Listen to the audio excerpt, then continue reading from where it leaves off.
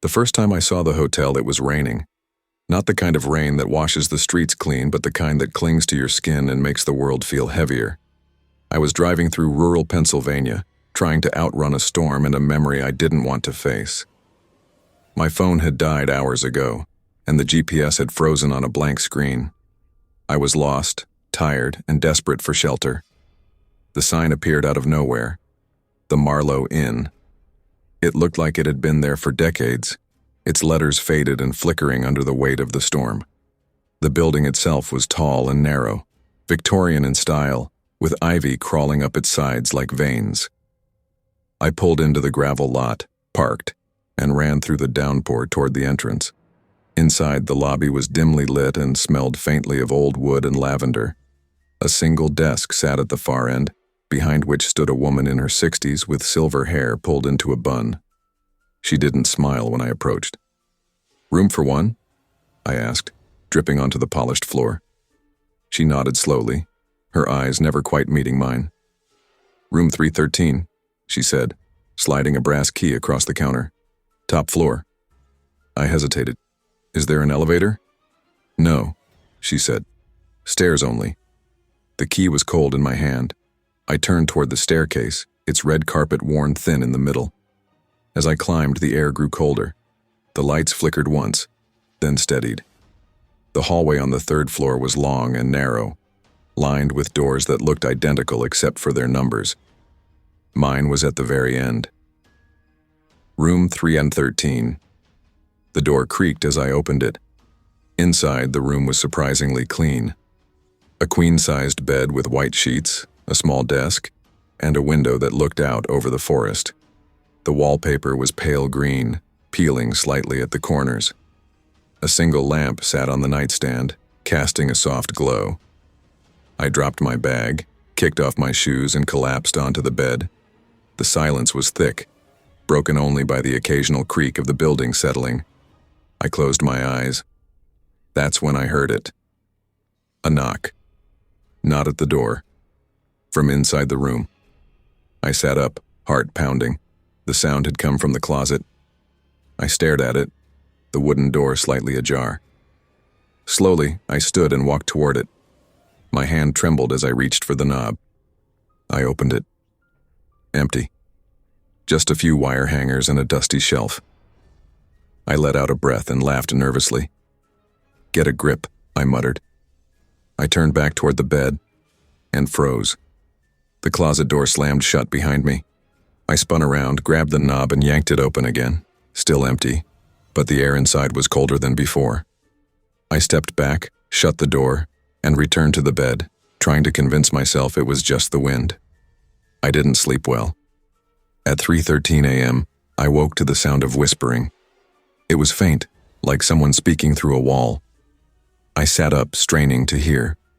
The whispers grew louder, more urgent. I couldn't make out the words, but they were coming from the hallway. I got up, opened the door, and looked out. The hallway was empty, but the whispers continued. I stepped out, barefoot on the cold floor, and followed the sound. It led me to the room next door. Room 311. The door was slightly open. I pushed it gently. Inside, the room was dark. The curtains were drawn and the bed was made. But something was wrong. The air felt thick, heavy with something I couldn't name. Then I saw her. A woman, standing in the corner, facing the wall. Her hair was long and black, her dress white and torn. She didn't move, didn't speak. I stepped back, heart racing. She turned. Her face was pale, eyes hollow, mouth stretched into a silent scream. I ran. Back to my room, slammed the door, locked it. My hands shook as I backed away, staring at the knob, waiting for it to turn. It didn't. But the whispers returned. This time they were inside the room. I turned slowly. The closet door was open. I hadn't touched it. I approached, every step a battle against the instinct to flee. Inside, the hangers were gone. The shelf was bare. But etched into the back wall were words, scratched deep into the wood. She watches. She waits. She never leaves. I stumbled back, tripped over my bag and hit the floor. The lamp flickered violently, then went out. Darkness. I crawled toward the window, desperate for light. I pulled the curtains aside and saw her, standing in the parking lot, looking up at me. Her face was clearer now, eyes black as coal, mouth still open in that silent scream. She raised a hand and pointed, not at me, at the room, at the closet. I turned. The closet door was closed again. I didn't sleep. At dawn, I packed my things and rushed downstairs. The woman at the desk was gone. In her place was a man in his 40s, reading a newspaper. "I need to check out," I said. He looked up, confused. "You just got here last night." "I'm leaving." He nodded slowly, typed something into the computer. "Room 313, he said. "You sure?" "Yes." He paused. "That room's been closed for years." I stared at him. "What?" He frowned. "We don't rent out 313. Not since the incident." "What incident?" He hesitated. "A woman died there. Years ago. She was staying alone. They found her in the closet. No signs of trauma, just gone." Her face was frozen in terror. I felt the blood drain from my face. "She was a writer," he continued. "Kept a journal. The last entry said, 'She watches, she waits, she never leaves.'" I didn't respond. I left the hotel, got in my car, and drove, but I never forgot. Sometimes when I close my eyes, I see her, standing in the corner, watching, waiting, and I wonder if I ever really left room 313. You ever walk into a place and feel like it's been waiting for you? Not just empty, not just quiet, I mean waiting. Like the walls know your name. Like the air shifts when you breathe. That's what it felt like when I stepped into the Ashmere Hotel.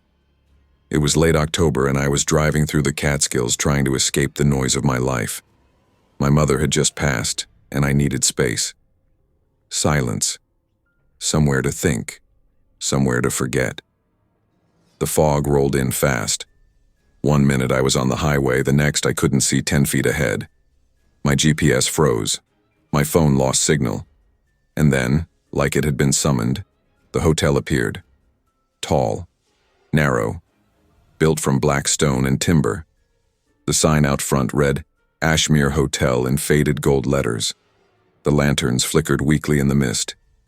I pulled into the gravel lot, tires crunching like bones. Inside, the lobby was dim. The air smelled of lavender and mildew. A chandelier hung overhead, swaying slightly, though there was no breeze.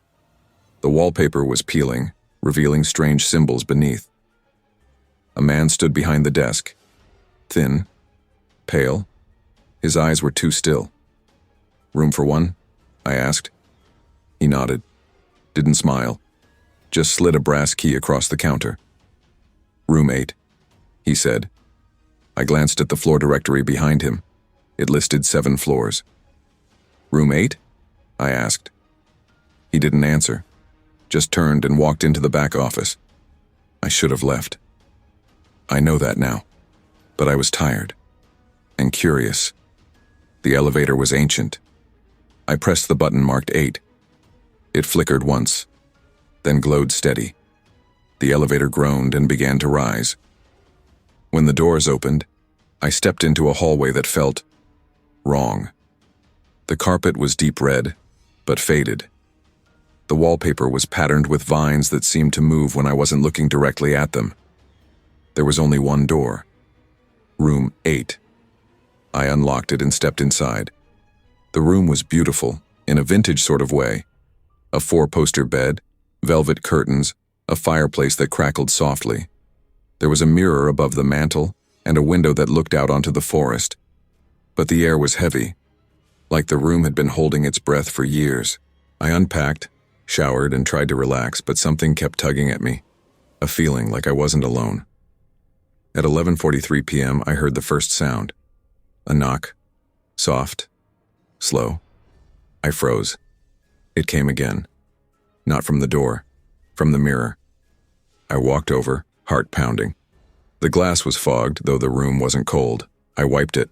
and saw her, a woman, standing behind me, pale skin, black eyes, lips stitched shut. I spun around. No one. The room was empty. I turned back to the mirror. It was clear. Just me. I didn't sleep that night. The fireplace died around 2 a.m., and the room grew cold. I wrapped myself in blankets and stared at the ceiling, listening. To breathing. Not mine. It was slow. Raspy. Coming from the closet. I got up, walked over, opened it. Empty. Just a coat hanger swinging gently. I closed it and backed away. Then the lights flickered, and the whispering started. Soft. Like wind through leaves. But it was words. You shouldn't be here. She watches. She waits. I sat in the corner until dawn. When morning came, I went downstairs. The man at the desk was gone. In his place was a young woman, sipping coffee and reading a book. I'm in room 8, I said. Something's wrong. She looked up, confused. Room 8? Yes. She frowned. We don't have a room 8. I stared at her. What? She turned the monitor toward me.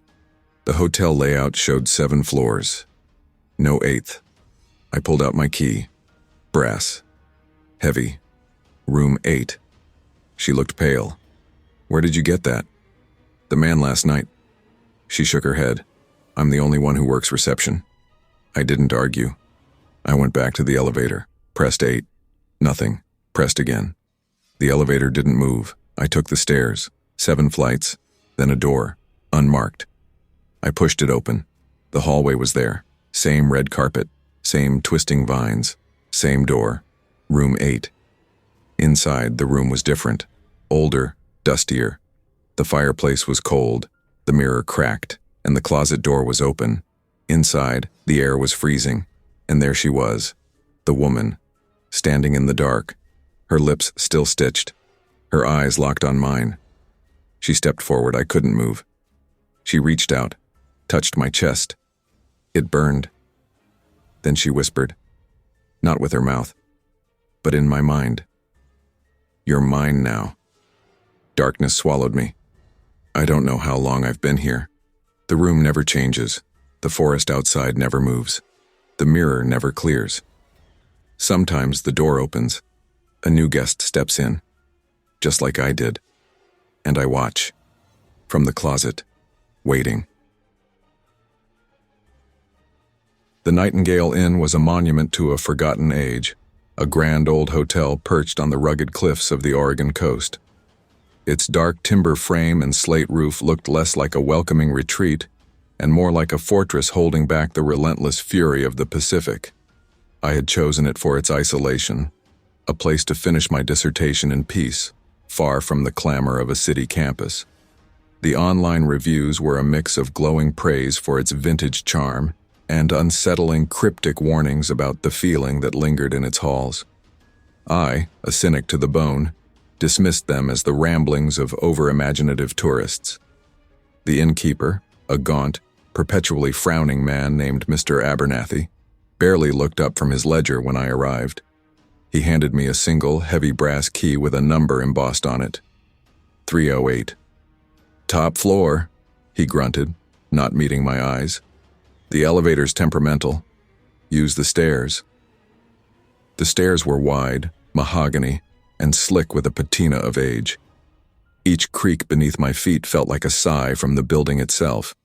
The air grew colder the higher I went, carrying a faint, musty smell I couldn't quite place. It was a scent that spoke of old wood, old secrets, and something else. Something that made the hairs on my arms stand on end. Room 308 was at the end of a long, dimly lit corridor. The door was a thick slab of oak, its surface scarred and pitted. I turned the key and the lock clicked open with a sound like a bone snapping. The room was grand but dated, a spacious suite with heavy velvet curtains, a 4-poster bed, and a breathtaking view of the churning gray sea. The furniture was all dark wood, polished to a mirror sheen, and the air was still and heavy. It felt like the room had been waiting for me. The first few nights were uneventful. I worked late into the night, the rhythmic pounding of the waves against the cliffs a hypnotic backdrop to my research. But then, the noises began. It started with a soft, persistent scratching from inside the walls, a frantic scraping sound that would last for a few minutes before abruptly ceasing, only to start again an hour later. It was faint at first, easy to dismiss as rats or the house settling. But as the nights went on, the scratching grew more insistent, more desperate. It sounded like fingernails against wood, a desperate attempt to claw their way out. Then came the whispering. It wasn't loud, just a faint, sibilant murmur that seemed to drift in on the cold drafts from the window. It sounded like a woman's voice, her words indistinct as if she were speaking from a great distance. I would stop typing, holding my breath, straining to hear, but the moment I focused, it would stop. When I went to the front desk to ask Mr. Abernathy about the noises, he just gave me a vacant stare and mumbled something about the old building having its own memories. One night I woke up to a different sound. Not scratching, not whispering. It was a music box, a delicate, tinny melody drifting from somewhere in the room, a tune so familiar, yet so out of place. It was a lullaby, a simple, sweet tune that a mother might sing to her child. It played for a few moments and then stopped. I fumbled for my phone, its flashlight beam cutting through the darkness. The room was empty. The sound had seemed to come from the antique vanity in the corner, but there was nothing there. My sleep became a fragmented thing of anxiety and fear. I started seeing things out of the corner of my eye, a fleeting shadow in the hallway, a shape that shifted in the darkness of the room, gone the moment I turned my head. The feeling of being watched was no longer a vague paranoia. It was a physical presence, a weight on the air that pressed in on me, suffocating and cold. I started leaving the lights on, but the feeling only intensified as if the light merely highlighted the things lurking in the periphery. The true horror began on the 6th night. The scratching returned, louder than ever, coming from the closet in my room. I sat up in bed, my heart a frantic drum against my ribs.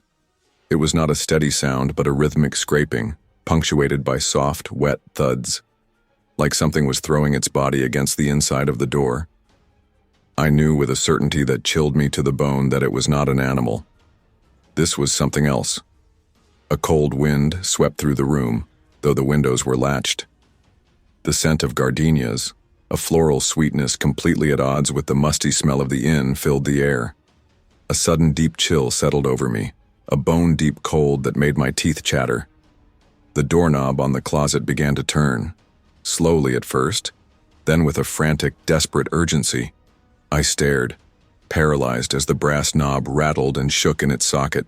The door creaked open a few inches, revealing a sliver of impenetrable darkness, a darkness that seemed to have a depth of its own, a living void. A low, guttural growl, a sound like gravel churning, emanated from the darkness. It was a sound of pure rage and agony, a sound that bypassed my ears and burrowed straight into my soul. My mind screamed at me to run, but my body was frozen in fear. The darkness in the closet seemed to pulse and shift, and I saw a flash of something white, something that looked like a porcelain doll's face, staring out at me from the void. The face was serene, yet terrifyingly blank, its painted eyes holding a secret that I knew, with every fiber of my being, I did not want to know. I finally found my voice, a weak, strangled cry that was immediately swallowed by a sudden, deafening shriek that erupted from the closet. It was a sound of such unimaginable pain and terror that it felt like my eardrums were going to burst. The doorknob spun violently, the door slamming open with a force that shook the entire room. And then, she was there. A woman, her hair long and black, obscuring her face. She was wearing a simple white nightgown, stained with what looked like rust. Her body was twisted at an impossible angle, her movements jerky and unnatural. She glided across the floor, not walking but floating a few inches above the planks.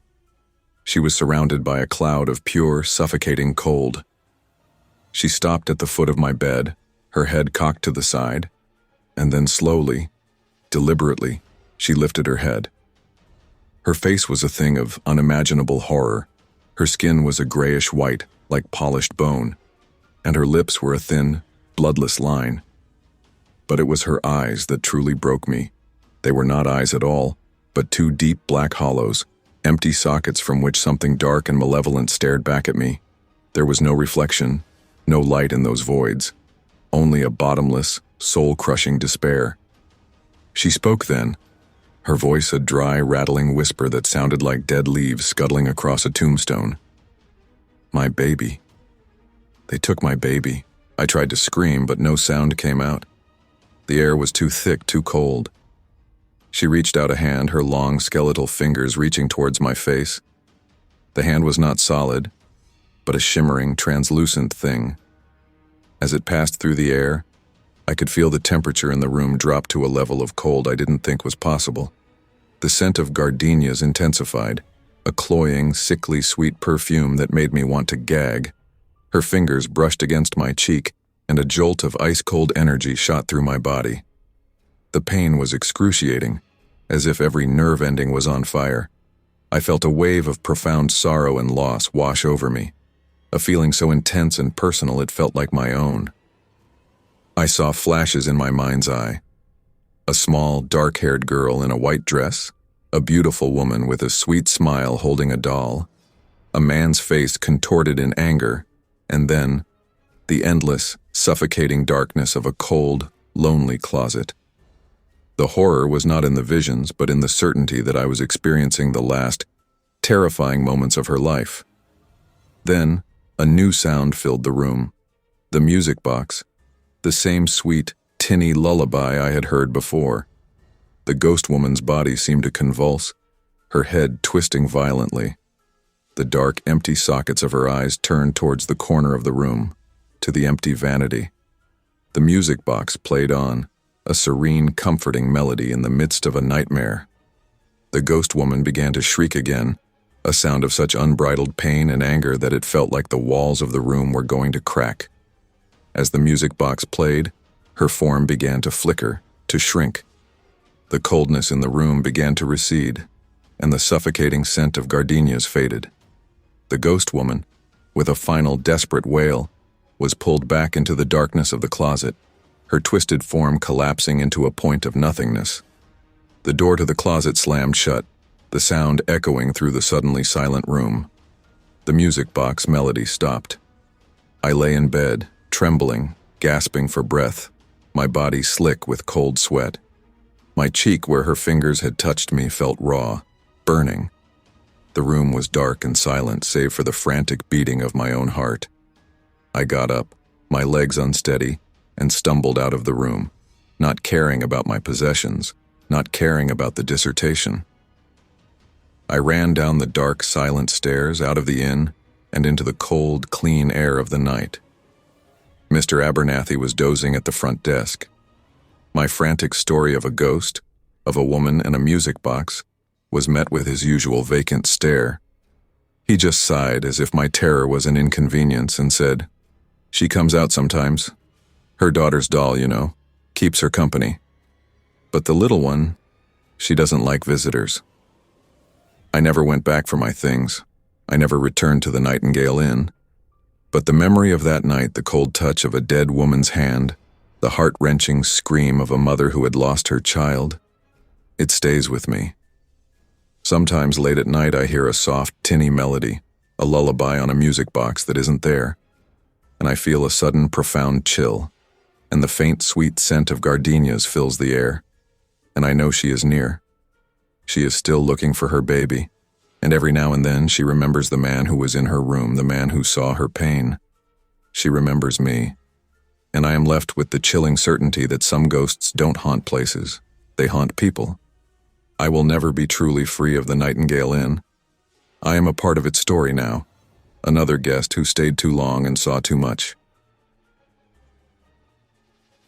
The Ravenwood Grand was not merely old, it was ancient, a monolith of granite and dark wood that had watched over the dense forests of northern Maine for over a century.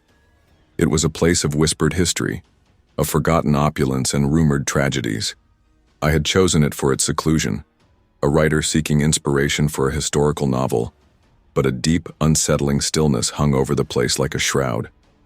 The online photos had promised roaring fires and cozy, antique-filled rooms. What I found was a mausoleum disguised as a hotel.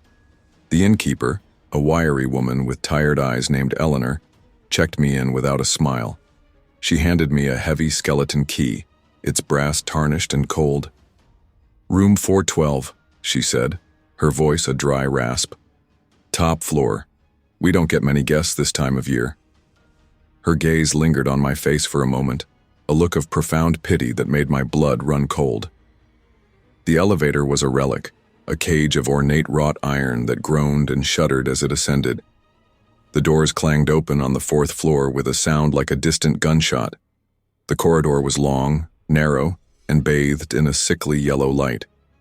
It smelled of old dust, mothballs, and something else, a faint coppery scent that I couldn't quite identify. Every footfall on the worn carpet was swallowed by the silence, a silence so complete it felt like a physical weight on my chest. Room 412 was everything a writer could want in a hideaway. A 4-poster bed, a mahogany writing desk by a window overlooking a sea of pine trees, and a fireplace that looked like it hadn't been lit in decades. But there was an undeniable chill in the air, a cold that wasn't from a draft. It was a bone-deep cold that seemed to emanate from the very walls. As I unpacked, a sudden sharp rap on my door made me jump. I opened it to find an empty hallway. The sound hadn't been a knock, it had been more like 3 short, distinct taps. A shiver ran down my spine. My first night was a sleepless vigil. I heard footsteps in the hall when there were none, the faint whisper of a child's laughter that would vanish the moment I focused on it. I tried to rationalize it all away as the quirks of an old building, but a growing sense of dread gnawed at me. The taps on my door came again, always in sets of 3, always when I was alone. The real horror began on the 3rd day. I was in the hotel's deserted library, a magnificent room with floor-to-ceiling bookshelves, when I discovered a journal tucked away behind a row of forgotten local histories. It was bound in faded leather, its pages filled with a spidery, elegant script. It was the diary of a young woman named Ilara, a former governess at the hotel in the late 1800s. Her entries were full of a growing unease, of strange occurrences, and of the menacing presence of a dark, malevolent force she referred to as the tall man. She wrote of the taps on the doors, of the cold spots, of a chilling laughter that echoed from the empty hallways. But her most terrifying entries described a ritual, a macabre game played by the tall man. He would choose a guest, she wrote, and leave 3 items in their room: an old pocket watch, a withered rose, and a single, faded photograph. If the guest found all 3, the game would begin. I dismissed it as a fever dream from a bygone era, a piece of fanciful fiction. I returned to my room, trying to shake the unsettling story from my mind. As I opened the door, a cold gust of air hit me. On the writing desk, where there had been nothing before, lay a tarnished pocket watch. Its hands were frozen at midnight. My heart leaped into my throat. A cold, dreadful certainty began to settle in my gut. I searched the room frantically, my hands shaking. I found the second item tucked between the pages of a Bible on the nightstand, a withered black rose, its petals brittle and dry. The air grew colder, and a faint, sweet smell of gardenias, a perfume that Ilara had mentioned in her journal, filled the room. The third item was the hardest to find. It wasn't until I was on my knees staring under the 4-poster bed that I saw it. A small, faded photograph. It was a picture of a family from a century ago, a man, a woman, and a young boy. The man's face was a blur, his image distorted as if scratched out.